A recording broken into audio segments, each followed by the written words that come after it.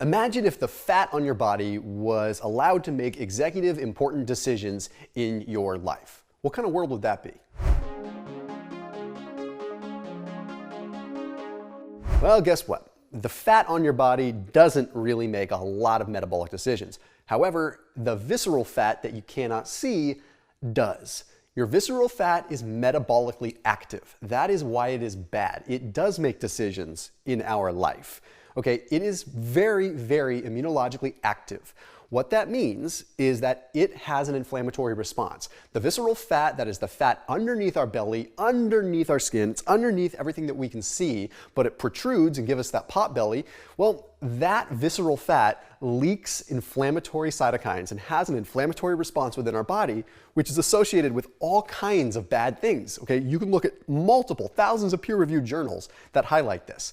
Okay, but the point is that yes, in excess it's bad. Visceral fat is also something that we need. Okay, it's immunologically active, which means that it is designed to protect us from pathogens that might potentially leak out of our gut if we were to go septic or if we were to have some kind of leakage out of our gut, right? So it has a point, but we have too much of it. When you have acute responses from the visceral fat, that's one thing. But when you have a chronic leakage from this fat that's just kind of taking over its regime, well, that's when we have a problem. Let's figure out the foods that are going to contribute to visceral fat the most so we can cut them out of our diet. And today's video is brought to you by Four Sigmatic, which after this video, I'd love for you to check them out. So Four Sigmatic is a lion's mane coffee. They have a bunch of other variations as well, but my favorite is the lion's mane coffee when it comes down to productivity. So if I'm looking to just have a more productive day, and I feel like I just need that, I don't know, a little bit more in the way of what I call brain energetics. I just feel like I feel good, I feel productive, I feel like my body is working kind of in tandem with my mind. I'm a huge fan of using Four Sigmatic's mushroom coffee. It's super smooth, organic coffee that tastes delicious, and it's super convenient in these little single serve packets. 100% money back guarantee, and for those that are watching my videos, up to 40% off plus free shipping using the link down below, which is foursigmatic.com/DeLauer. Okay, so that is foursigmatic.com/DELAUER. So that's up to 40% off plus free shipping. So Four Sigmatic, super amazing mushroom coffee that has over 20,000 5-star reviews on Amazon as well. So make sure you check them out after this video. Use that link to save up to 40%.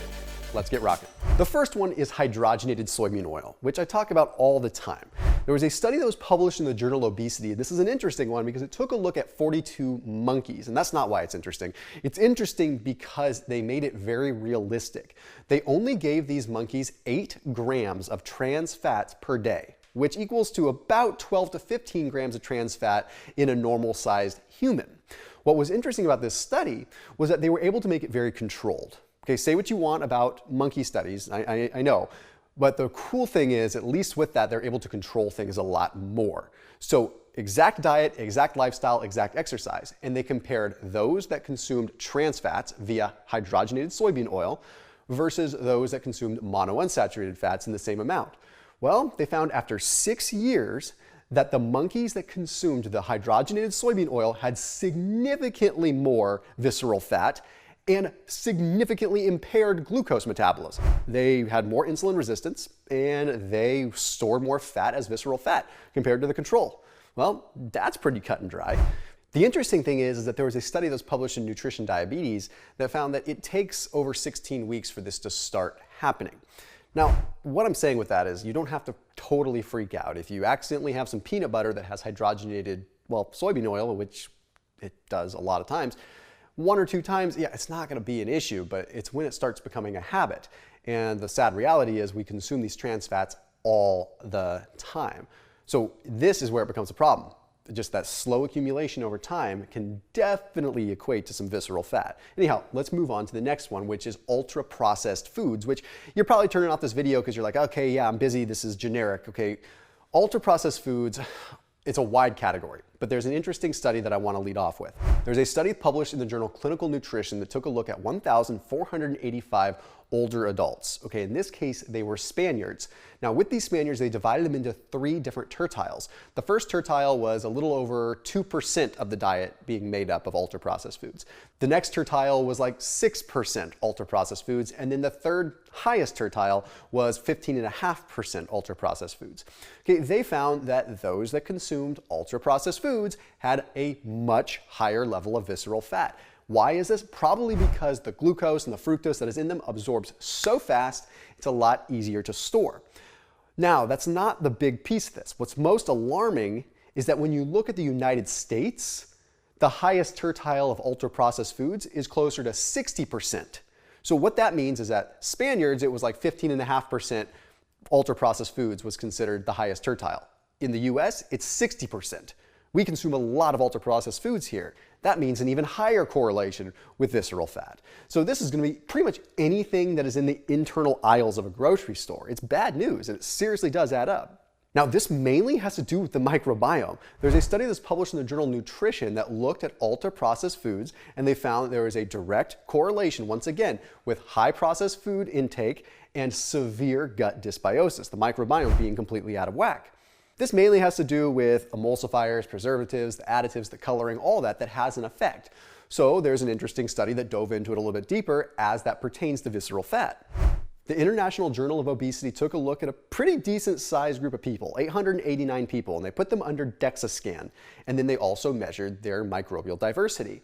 They found that lower microbial diversity equaled significantly higher visceral fat. And guess what? Higher microbial diversity, more fiber, just more microbiome, equaled less visceral fat. Now, correlation does not always equal causation, but when you start adding things up, it makes some sense. So let's look a little deeper.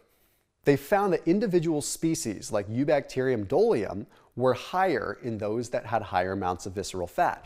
Then when you look at a study that was in the British Journal Nutrition, they found that same Eubacterium was associated with people that had low diversity or low fiber intake. So we're kind of seeing the correlation here. It's individual species that have to do with more visceral fat. And these individual species are more prevalent in people that do not have a wide variety of foods or just do not have the microbial diversity that they need.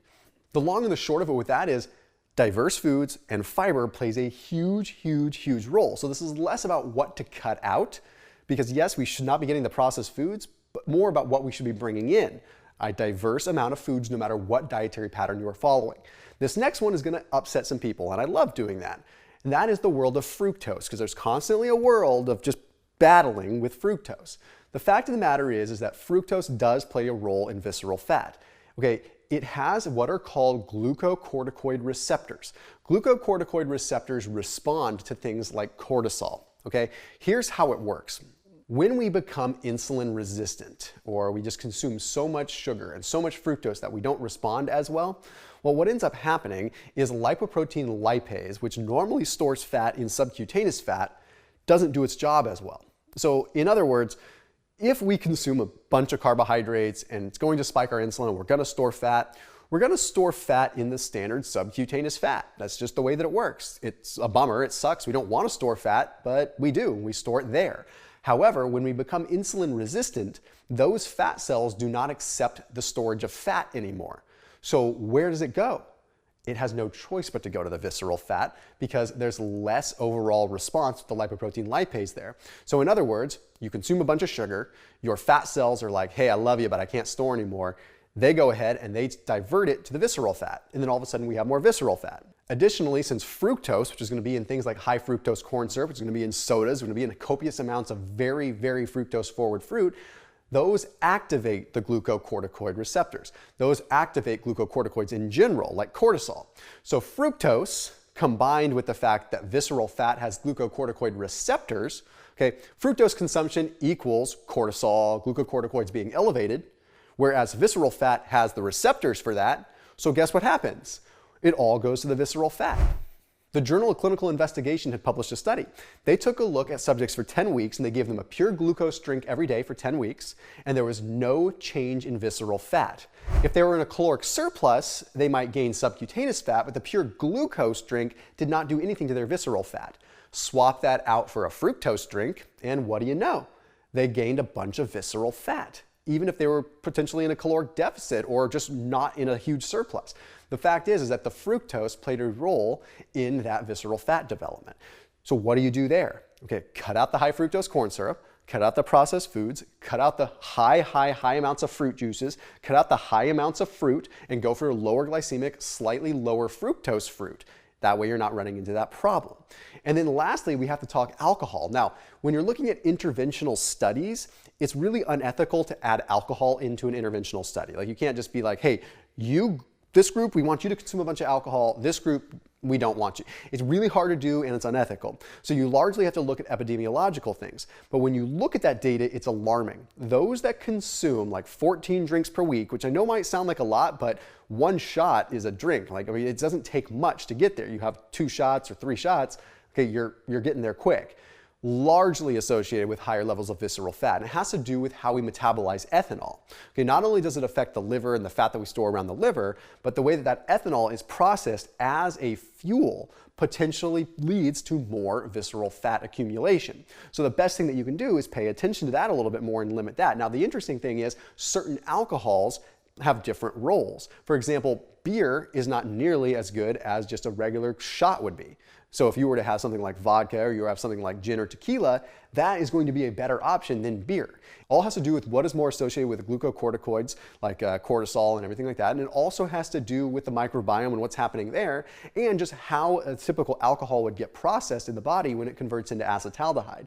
So the general rule of thumb is you probably shouldn't be having a drink more than 3 times per week if this is something that you're concerned with, especially if you're looking at some of these other factors as well. So just to recap really quick, hydrogenated soybean oil or hydrogenated fats in general, ultra-processed foods, things that really lack the diversity that you need, and those just processed foods in general. Super high fructose fruits, sodas for sure, high fructose corn syrup, okay, also fruit juices, 100% be avoiding those unless you absolutely have a practical application for them, and then limit the alcohol to 3 times per week.